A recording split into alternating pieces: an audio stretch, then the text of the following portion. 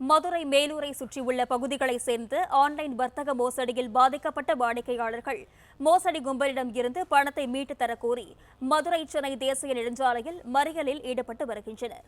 விவரங்களை செய்தியாளர் சுரேஷ் வழங்கிட கேட்கலாம். வணக்கம் சுரேஷ், விவரங்கள் என்ன? பதிவு செய்யலாம். வணக்கம். மதுரை மாவட்டம் மேலூர் மற்றும் சுற்று பகுதிகளில் பொதுமக்கள் ஆன்லைனில் பல லட்சங்களை முதலீடு செய்து தற்போது ஏமாற்றம் அடைந்துள்ளனர்.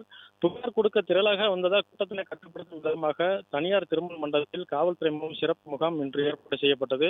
தற்போது பணத்தை இழந்த வாடிக்கையாளர்கள் புகார் மனுவும் கொடுத்து வருகிறார்கள்.